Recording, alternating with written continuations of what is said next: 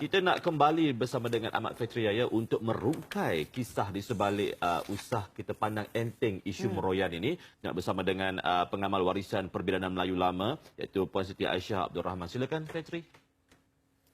Baik, isu yang amat penting dan juga genting untuk dibincangkan. Dan sebelum kita muncul media sosial dan sebagainya dengan pelbagai perkara yang tular, saya masih ingat pelbagai kejadian seperti ibu yang mana menggunakan tali pada dawai dan sebagainya ya untuk mencekik anak sampai mati. Ada kes dia hubankan bayi keluar dan sebagainya. Itu mungkin perkara yang amat menyedihkan lah. Sebab bila kita terima bayi pastinya adalah satu perkara yang sangat mengembirakan. Tapi jika ada berlaku perkara yang macam negatif, yang macam benci anak, mungkin ada sesuatu yang tidak kedam. Itu antara perkara yang penting akan kita bincangkan. Dan saya akan bersama dengan dimaklumkan tadi Puan Siti Aisyah Abdul Rahman, pengamal warisan Perbidayaan Melayu Lama dan juga mengalami pengalaman ibu yang meroyan ini begitu banyak sekali. Kita perlusi lagi. Terima kasih Puan Siti Aisyah. Ya, isu meroyan ini penting untuk kita bincangkan. Ya, terutama bila sebenarnya memang ada tapi mungkin tak digembang-gemburkan ya. Cuma yang terbaru inilah kes melibatkan pembunuhan bayi, amat menyedihkan sekali. Jadi kalau mengikut pengalaman mungkin bondanya sendiri pun terlibat dengan perbidayaan ya? Ya, saya dapat. Saya mewarisi daripada ibu saya sendiri amalan Perbidayaan Melayu Lama ni. Dan kami bermula sejak dia dah sembuh daripada penyakit wanita lah yang kita panggil meroyan. Ya. Dan bila sebut tentang wanita memanglah ada kaitan rapat dengan emosi ya? Ya, betul. Hormon juga. Betul. Jadi dalam konteks perbidayaan dan juga mungkin pengalaman yang luas yang diamalkan, faktor utama meroyan ni adakah semata-mata kerana hormon dan emosi ataupun ada faktor yang lain? Okey, dari sudut perbidayaan lama, kita katakan bahawa meroyan ni kita panggil meroyan disebabkan ia adalah akibat daripada darah kotor yang terkumpul di rahim. Dan orang lama panggil rahim ni dulu adalah batu merian. So daripada situlah terhasilnya ayat meroyan tu, di mana bermaksud kekotoran daripada rahim yang tidak habis keluar yang akhirnya mengganggu pada hormon tu sendiri. Ya. Mungkin dalam keadaan yang tidak suci ya. Ya, tadi betul. Biasa kaitkan dengan bisikan. Jadi dia lebih pada minda kot rasanya ataupun bagaimana penjelasannya? Dia macam ni, bila kita dah tak hormon dah tak balance, jadi emosi mudah terganggu. Jadi saya banyak pelanggan yang di mana mengalami halusinasi, mendengar, nampak benda pelik-pelik sebab dia dah start mengganggu pada dia punya kewarasan lah. So kat situ memang ada kait rapat. Ya, apa tanda awal yang orang tu meroyan? Dia kita bimbangkan. First kali memang stres. Jadi saya cakap walaupun kita stres hari-hari macam kami stres hari-hari, kami tak pergi pukul orang, bunuh orang kan, tapi disebabkan dari waktu berpantang tu dengan ditambah dengan ketidakseimbangan hormon tu, ditambah dengan stres, kita nampak first tu stres dulu. Kemudian bila stres tu tidak orang tak ada yang nak tanya kenapa, apa yang buatkan stres. Dia memendam. Kebanyakan ibu meroyan ni kita tengok dia banyak memendam. Dia tak bercakap dan orang keliling tak nak ambil tahu. Ya. Baik, kalau ada sebarang soalan kita akan terima di talian 77261603 ataupun kalau anda ada ruang untuk kami di Facebook MHI juga Instagram MHI TV3 boleh ajukan soalan. Baik, saya ingin tahu kalau tadi peringkat awalnya mungkin kerana stres ya, mungkin kerana banyak faktor. Mungkin sejak kandungan lagi dah ada stres yang tak diluahkan. Barangkali menyebabkan ibu yang mungkin mengandung seorang diri tanpa suami. Juga banyak faktor penyumbang. Tapi terdapatkah jenis-jenis meroyan? Dari sudut perbidayaan lama, kita ada 7 jenis meroyan. Okey. Ada antara 7 ni ada yang efek pada fizikal, ada efek pada mental. Mental yang saya nak tekankan lah, iaitu kita kata meroyan api, meroyan di mana ibu tu tiba-tiba dia jadi baran selepas bersalin. Sedangkan sebelum tu dia jenis orang yang susah nak marah. Okey, yang kedua adalah meroyan kentung. Meroyan kentung ni saya dah alami lah dulu ya, sebab saya anak meninggal lah ya. Anak nombor 3 meninggal ketika dilahirkan. Dia sedih. Sedih tu maksudnya kalau dia dengar, dia tak boleh nak tahan perasaan dia. Dia akan sentiasa menangis. Okey. Yang ketiga lebih kepada orang kata meroyan tinggal. Dia tak nak anak dia. Selalunya terjadi pada mangsa-mangsa rogol. Okey, so ataupun dia ada masalah dengan suami, dia tengok anak tu dia terbayang suami. Dia akan tinggalkan anak dia walaupun dia sayang, tapi dia akan tinggal. Kadang-kadang ada yang datang pusat saya, rawatan saya, dia bagi anak dekat saya. Dia kata, Kak Ais ambil lah, tolong jaga. Sebab dia dah sampai tahap stres tu lah. Itu dia. Meroyan api, meroyan kentung, meroyan tinggal. Tinggal. Okey, yang lagi Yang part tu tersimpan kejap. kejap. Okey. Tapi yang paling banyak berlaku meroyan api lah. meroyan api. Disebabkan baran tiba-tiba. Baran dia terlampau baran sampai saya ramai yang PM saya cakap anak baru setahun lebih sebab dia dah lahirkan anak kedua kan. Anak tu dia boleh tolak ke dinding, boleh campak kalau menangis dia boleh pukul budak tu. Jadi kat situ dia dah tak boleh nak bezakan ini baru baby kan. So dalam keadaan meroyan ibu tu memang tak boleh nak fikir secara waras. Itu dia. Dan juga ditambah pula dengan suami yang tak memahami. Ada juga kes di mana baru dalam pantang pun suami dah lanyak sepak terajang yang sampai masuk hospital. Jadi itu menyebabkan mendorong pelbagai faktor yang sangat-sangat menakutkan.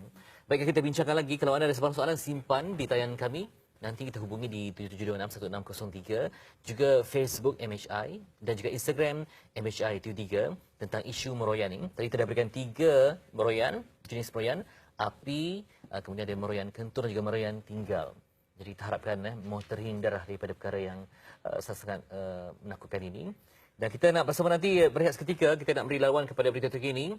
Terus bersama dengan Nik Munirah untuk berita terkini di Studio A. Silakan. Kembali. Terima kasih Nira, kembali kita di MHI dan masih kita bincangkan topik meroyan yang untuk anda baru bersama kami di MHI, kita membincangkan isu ini dalam konteks pengamal perubatan Melayu Lama yang mana melibatkan ibu yang dalam keadaan hormon yang tidak seimbang, keadaan yang tidak suci dalam konteks kita Islam. Kita percaya bahawa dalam tidak suci itu mungkin diperlukan segala bacaan-bacaan tertentu lah untuk menguatkan batin rohani. Di samping tadi telah pun kita kongsikan 3 jenis meroyan. Dapat kembali saya perkenalkan tetamu saya, Siti Aisyah Abdul Rahman, pengamal warisan peribadatan Melayu Lama. Tadi dah kongsikan tentang meroyan api, meroyan kentung, meroyan tinggal. Tinggal ni merujuk pada anak tu tak diingini lah dalam sebuah hubungan tu. Baik, yang keempat kalau dapat kita kongsikan. Okey, ini lebih kepada fizikal di mana kita panggil meroyan kulit. Di mana ibu lepas bersalin tu dia kena penyakit kulit yang kronik lah. Kita panggil gegata ataupun kelopak garam. Tiba-tiba je dia muncul sedangkan sebelum tu dia tak ada masalah pun dengan kulit dia. Yang kelima adalah meroyan bulu. Di mana bulu. Bidan cakap meroyan bulu ni di mana ibu ni dia senang kena seram sejuk lepas berpantang. Ini kemungkinan untuk ibu-ibu yang banyak sangat berkipas, beraircon, selalu mandi, banyak kali mandi dalam pantang. Sebab kita pantang ada atur cara kita kan. Lepas meroyan bulu tu kalau saya ingat adalah saya lagi 2 tu tak kena recall balik. Sebab saya ada terbaca juga satu artikel, kalau makanan kita berpantang tu kadang-kadang tak boleh diikut sebab katanya itu menu orang yang ketika itu orang Melayu dalam keadaan yang kesempitan ekonomi. Jadi makan air sikit. Jadi sebenarnya bukanlah menu yang betul, tapi menu berpantang secara ekonomi tak terjadi lagi masa tu. Macam mana tu? Mungkin makanan yang diambil juga mungkin pengaruhi dari segi apa yang dihasilkan oleh tindakan. Ya. Orang lama berpantang makan nasi kadang-kadang dengan ikan kering ataupun dengan ladi hitam. Dia sebab apa? Dia lebih kepada biar berlebihlah kita ni berpantang, takut sakit. Sebab orang dulu bila berpantang dia hanya dengar cakap orang. Dia makan bayam sejuk, dia tak makan bayam. Dia makan ni bentan, dia tak makan. Jadi dia kekangan kat situ. Tapi macam kita ni, kita dah zaman sekarang kita kena makan benda berkhasiat. Ada ikan yang boleh dimakan, ayam boleh makan. Orang dulu tak bagi makan ayam kan. Dia hanya bagi makan nasi dengan kering je. Jadi kat situ bila ada orang masih mengamalkan amalan yang lama, nasi dengan ikan kering maksudnya dia tak ada cukup khasiat. Dia tak ada nutrition. Bila tak ada nutrition ni, ibu akan mengalami masalah sembelit, kurang darah. Itu yang tak bagus. Itu pun menyumbang faktor stres. sebab bila badan dah tak sedap, Dengan keadaan anak yang masih lagi baru, dia mudah stres. Jadi pemakanan ibu tu kena sedap, kena sihat, baru ibu tu rasa selesa dengan badan dia. Itu dia. Kalau ada sebarang perkongsian pengalaman, kalau juga ada sebarang soalan, anda boleh hubungi kami di talian 03 7726 dan 03, isu meroyan kita bincangkan. Baik, meroyan ini sebab ibu yang tadi dia perlukan sesuatu tapi dia tak ada nak bercerita. Dia banyak memendam. Betul. Jadi kalau rawatan tu apa yang sesuai? Mungkin kita sedia hari adalah rawatan yang moden. Kalau konteks Melayu lama ni apa yang akan dilakukan? Okey, kalau Melayu lama, kalau meroyan ni kita akan bagi makan ubat herba. Sebab kita kena balancekan balik hormon ibu ni. Jadi dalam ubatan herba seperti cekur, kacik Fatimah, kita ada jintan-jintan, temu-temu. Benda ni semua membantu untuk balancekan balik hormon ibu. Dah terbukti bila rawatan itu diberikan pada ibu, ibu yang amalkan ni dia akan nampak lebih tenang. Dia tak terus okey. Rawatan perubatan komplementari sebegini memerlukan masa untuk Ada peringkat-peringkat lah kan? Ada peringkat. Lama. Paling awal 6 bulan kita baru nampak. Memang panjang, lama. Tetapi inilah kaedah yang paling selamat, tak ada efek pada buah pinggang. Okey, tak ada efek untuk jangka masa panjang. Dia tak memaksa sangatlah ya. Dia secara semula jadi. Semula jadi. Natural. Baik, ada pemanggil dari Sibu. Assalamualaikum. Halo. Waalaikumsalam. Ya. Puan di talian, siapa tu di talian? Sikit. Puan Ashikin ya? Ya. Ada soalan ke nak kongsi pengalaman?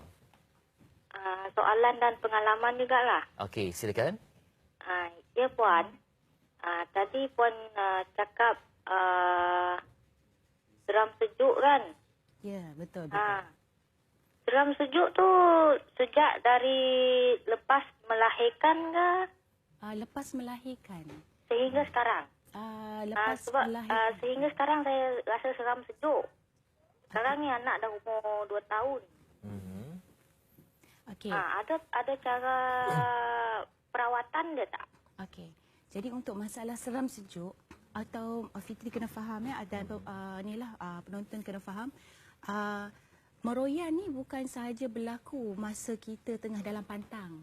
Dia boleh berpanjangan bertahun-tahun, makan tahun, 10 tahun, 20 tahun. Jadi kalau 2 tahun tu memang normal lah ya. Kita panggil gelakan meroyan bulu dia seram sejuk.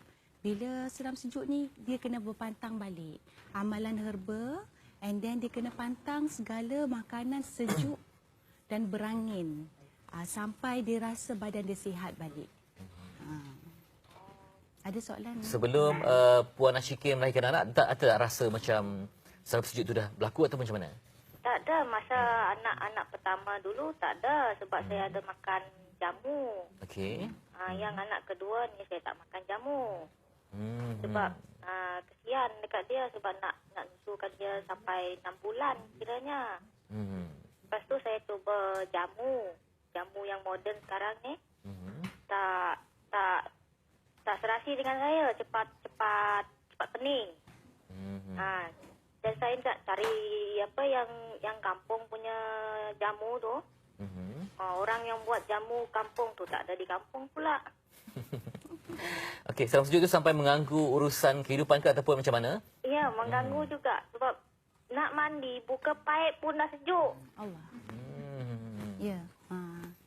Tak apa, nanti kita dengarkan jawapan lanjut daripada Puan Siti Aisyah ya. Ya, terima kasih Puan. Terima kasih Fitri. Okey. Assalamualaikum. Bagaimana? Mungkin terdahulu memang yang anak pertama tu mungkin dah biasa kan dengan mungkin jamu yang menjadi panas ya. Tapi yang kedua ni mungkin situasi kurang jagaan. Okey. Sebab tu saya kata meroyan ni orang wanita akan rasa benda ni sebab dia very extreme. Dia akan very obvious. Maksud dia buka pipe tu pun dia dah rasa memang itulah simptom dia ya. Sedangkan kita kalau lepas bersalin tu badan kita sebenarnya akan menjadi macam mana kita anak dara dulu sebab kita dah jaga 44 hari makan ubat, diberi kerehatan. Okay? Jadi dalam kes Puan Ashikin ni tadi mungkin sebab dia dah lambat amalkan ubat herba tu, disebabkan itulah dia dah masuk angin meroyan sebab meroyan ni sifatnya angin ya. Dah terpendam dalam badan jadi dia kena berpantang balik makan. Tak boleh makan benda sejuk, tak boleh makan benda-benda berangin, benda apa-apa buah atau sayuran yang menjala tu kena dielakkanlah. Ya, sebab ada yang kata tengok okey je aku. Mula-mula memanglah, tapi nanti dah masuk atas umur 40 tu dah mula akan terasa. Lain orang lain. Betul ya, ketahanan orang berbeza. Dan sebenarnya isu meroyan ini bukan hanya isu kewanitaan, tapi juga melibatkan siapa suami ataupun lelaki yang berada di sisinya. Sebab itu penting untuk kita mendampingi wanita yang berjuang ya. Lepas sakit-sakit berjuang dengan kelahiran, tiba-tiba diuji pula dengan stres, akan memberikan impak yang sangat negatif pada si ibu. Dan kita bersama dengan kaum bapa pula. Saya tak pasti sama ada nak tanya soalan ataupun nak berkongsi pengalaman. Cik Isa dari Johor, dari Tumpak sebenarnya, Kelantan. Assalamualaikum. Assalamualaikum Cik Isa. Halo, Assalamualaikum. Assalamualaikum. Saya nak tanya ni. Okey, silakan. Tanda-tanda awal penyakit meroyan ni macam mana kita nak tahu? Tanda-tanda awal. Macam Cik Apabila Isa. kita dah tahu Ya. tu, Aha. bagaimana kita nak mengubati dia? Apakah langkah-langkah keselamatan untuk keluarga, untuk apa? Cik Isa ada pengalaman tak, Cik Isa? Ya, Ada pengalaman tak? adalah jiran sebelah rumah ni. Oh, macam mana dia keadaan dia? Kadang dia ni sama apa ni? Dia duduk tak bercakap, siapa tak tegur. Dia kadang-kadang dia tak mau mandi. Itu ajalah. Apa yang tapi kita nak tahu tanda-tanda awal dia macam mana.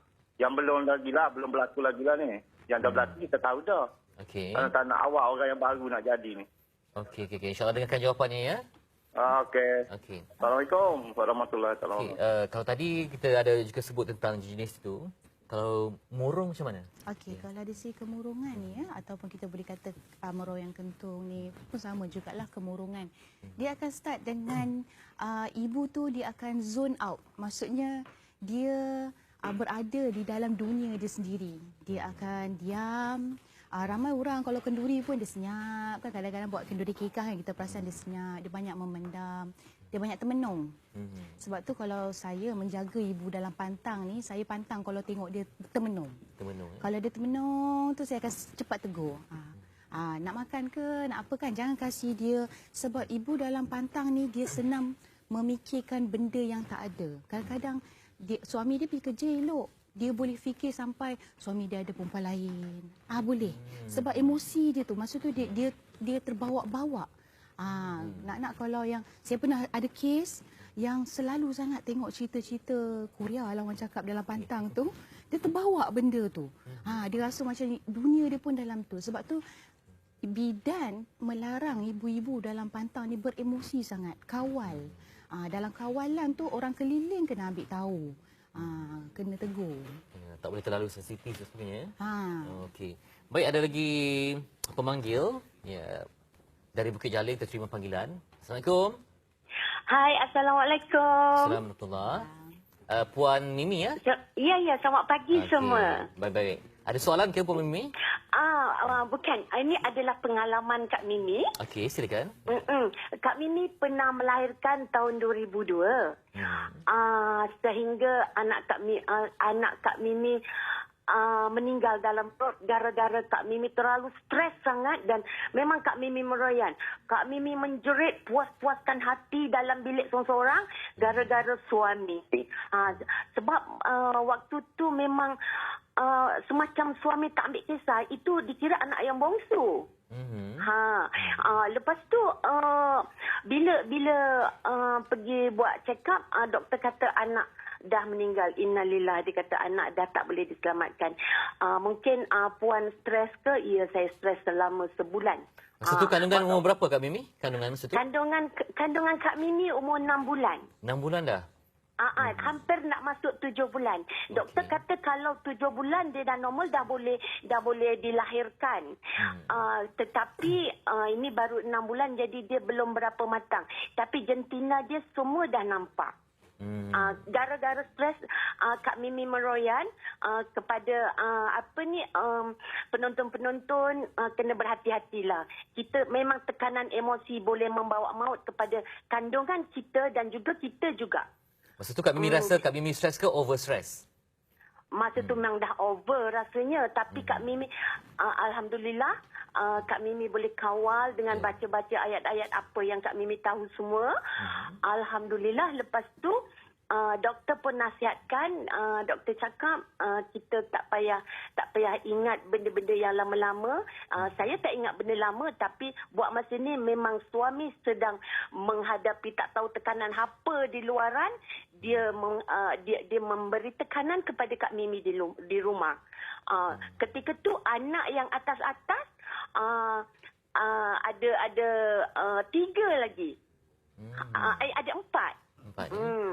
Jadi macam mana yang meninggal anak yang kelima. Macam mana memulihkan semangat dan tempoh tu selepas anak kehilangan anak tu, lepas menjerit tu tempoh berapa lama untuk bertenang tu? Untuk bertenang tu ada pembantu rumah bekas pembantu rumah datang ke rumah. Dia menenangkan Kak Mimi, dia cakap jangan peduli dulu benda-benda yang tak sudah-sudah ni. Dia kata kemudian dia belikan Kak Mimi temulawak untuk diminum, untuk dimakan, tapi Kak Mimi suka berulam. Jadi Kak Mimi makan sebagai ulam. Jadi masa tu lapang sikit. Kemudian dia bancukan jamu buatan sendiri dari bukan akar-akar kayu, tapi macam kunyit, benda-benda yang tak ada racun, dia tak ada tinggi. Jadi Kak Mimi memang suka berulam macam daun cekur. Daun cekur pun boleh mewangikan badan, menghilangkan bau badan kan. Dan kita boleh Cik Fitri, kita boleh tenang juga. Sedap pun sedap. Jadi dari situ Kak Mimi cuba lupakan dulu, baca ayat-ayat yang Kak Mimi tahu. Alhamdulillah ada teman. Sebenarnya kena ada teman untuk berinteraksi kita bersama di sebelah kita. Walaupun waktu itu suami tak ambil pusing, tak ambil hal, tak ambil peduli. Kita sakit ke, kita nak mandi ke, kita tak larat ke, dia tak peduli. Dia yang dipeduli di luar. Itu yang jadi tekanan pada Kak Mimi ketika itu, sampaikan kandungan Kak Mimi tak selamat, tak boleh diselamatkan. Tapi saya doakan Kak Mimi kuat sampai sekarang. InsyaAllah moga bertemu kembali dengan anak tu di syurga nantilah, insyaAllah. InsyaAllah. Dan sekarang pula tulang belakang Kak Mimi dah masuk besi. Jadi tulang besi tu dah permanent sebab Kak Mimi gara-gara stres juga Kak Mimi jatuh di longkang.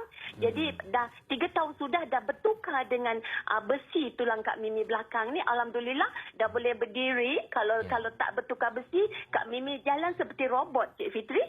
Saya doakan Kak Mimi kuat lah ya. InsyaAllah suara Kak Mimi yang ceria tu insyaAllah akan membantu Kak Mimi ya. Doakan. Okay, terima kasih Kak Mimi hubungi kita di MHI. Assalamualaikum. Waalaikumsalam. Dia dugaan ya. Tapi kita banyak terima panggilan sebenarnya. Kita nak beri peluang pada pemanggil kita yang berikutnya. Mungkin nak kongsi pengalaman dan juga tanyakan soalan lagi. Okey, kita tinjau pula seketika di Facebook MHI. Okey, ini kiriman daripada Yomen Safia Sidik. Kesian wanita yang mengalami masalah meroyan. Sebenarnya dia mengalami gangguan emosi. Barangkali sejak dalam tempoh pantang 44 hari lagi dia sudah tertekan. Wanita sewaktu dalam pantang perlu berehat mental dan fizikal. Ambillah iktibar wahai para suami. Kesian si isteri, berilah dia rehat secukupnya selepas melahirkan zuriatmu. Seluruh urat, daging dan rahimnya bergetar sewaktu berhempah pulas menahan sakit ketika bersalin. Cukup tempoh padanya perlu diurut untuk membetulkan segala urat yang banyak bersimpul. Jangan terlepas pandang benda-benda yang remeh seperti ini. Baik, mungkin nak kongsikan pengalaman lah, Puan Aisyah. Mungkin ketika mengandung ataupun ada isu-isu dengan suami kan, yang mungkin ada benda yang tak lepas, jadi dia mungkin tersimpan ya. Jadi anak tu mungkin menjadi, katakan suami sampaikan anak-anak pun dia tak suka. Ataupun banyak lagi komplikasi yang berikutnya kan. Macam mana biasanya sebagai mak bidan kan, yang dipercayai, memberikan motivasi sebegitunya. Okey, maksud Fitri kalau dia ada masalah dengan suami daripada mengandung. Kadang-kadang anak tu dia tinggal ketika anak pertama kan. Lah. Jadi suami kalau konteks suami tak ada pusing, dia tinggal sementara mak betul nak datang tu, tinggal berdua je si ibu dengan si anak tu. Kadang-kadang kita takut tempoh kosong tu kan tak diisi tu. Sebab tu penting ada muafakat lah antara suami dengan isteri. Tetapi kalau sampai, saya banyak kes ya di mana isteri ni diabaikan ketika dalam pantang. Saya pun tak tahu kenapa. Dan disebabkan pengabaian tu kita tengok isteri ni memang tertekan. Jadi saya nak nasihatkan kepada wanita, maksudnya pasakkan pergantungan tu lebih kepada Allah lah. Kalau rasa suami dah tak mampu menjadi pembantu kita, maksudnya kita kena lebih yakin. Saya ada satu cerita di mana pelanggan saya sendiri, bila dia dalam keadaan macam tu, dia cakap berdoa tu banyak membantu sebenarnya.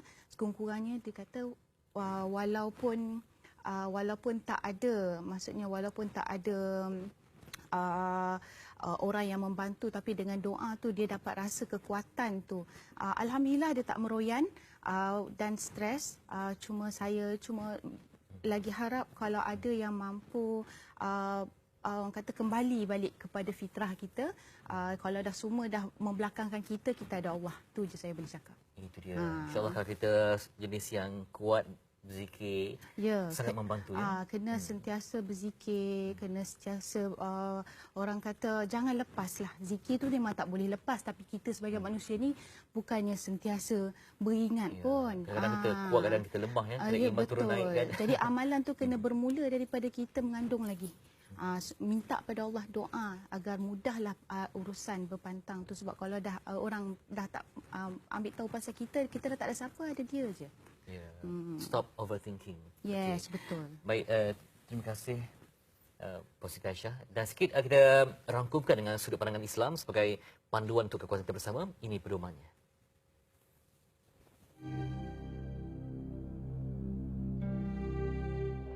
Bahasa Melayu kita untuk mudah faham, mereka dialami oleh perempuan yang selepas bersalin ataupun dalam pantang, dan ada juga yang mengatakan dalam tempoh 2 tahun. Mereka ni akibat keluar darah yang banyak ataupun gangguan perasaan ketika mengandung dan juga tekanan hidup ketika selepas bersalin. Ini yang menyebabkan mereka meroyan. Mereka akan tertekan, jiwa mereka tertekan dan dengar bisikan suara. Ingat, ini semua datang daripada syaitan. Sesungguhnya syaitan ini iri hati dengan manusia. Aduwwum mubin, musuh yang paling nyata, paling jelas. Mungkin kerana tekanan perasaan dan tekanan hidup yang menyebabkan bisikan itu akan datang. Manusia biasa ikut ilmu psikologi pun dia ada 3 minute at T-junction. 3 minit dekat persimpangan. Sama ada jadi baik ataupun jadi jahat. Ini yang penting, kawalan. Jadi kawalan yang paling baik menurut Islam adalah iman. Bagaimana nak dapat kekuatan iman? Mestilah memohon pertolongan daripada Allah melalui doa dan ibadah, juga zikir Allah.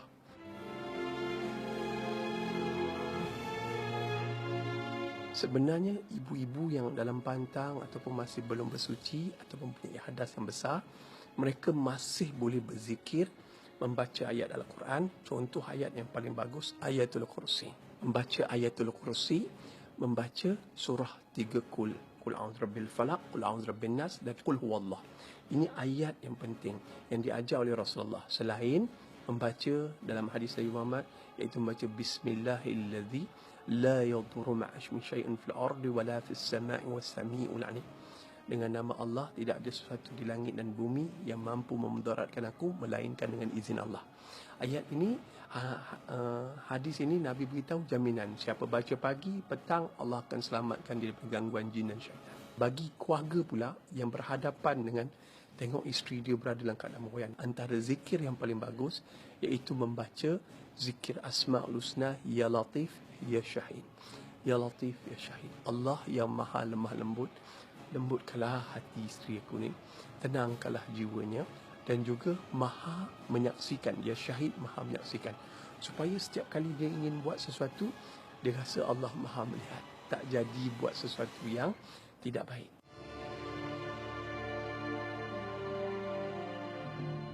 Bagi anak-anak yang mempunyai masalah ibu yang meroyan, yang pertama sekali mesti doakan kebaikan untuk ibu dan memohon pertolongan daripada Allah. Doa, Ya Allah, selamatkan aku daripada sebarang bentuk bencana, terutama daripada ibu yang aku sayangi. Yang nombor 2, kita apa-apa pun doa. Jangan lupa, Muslim ni doa dulu, lepas tu baru berusaha. Usaha dia, apa yang paling penting kita kena buat, iaitu bila ibu berada dalam keadaan meroyan, kita cuba jarakkan diri. Jarak, lari, sembunyi, kunci pintu. Benda ni penting. Ataupun memohon bantuan daripada orang lain. Menjerit, buka, kalau boleh dah besar sikit, boleh buka pintu, panggil jiran supaya dapat membantu.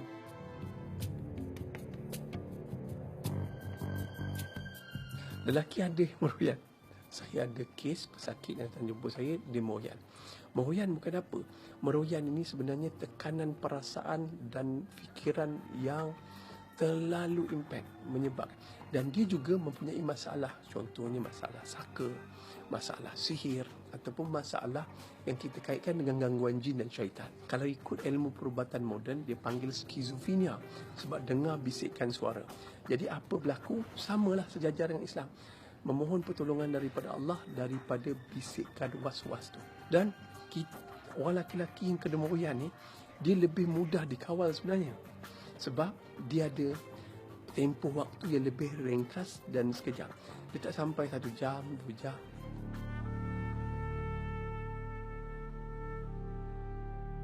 Saya menyeru para suami ketika isteri sedang mengandung, tolonglah jangan ada krisis. Contoh, skandal dengan wanita lain ataupun terlalu ikutkan hobi, tinggalkan isteri berseorangan. Dan kemudian bila isteri telah bersalin, tolonglah tanggungjawab anda sepatutnya berada bersama isteri.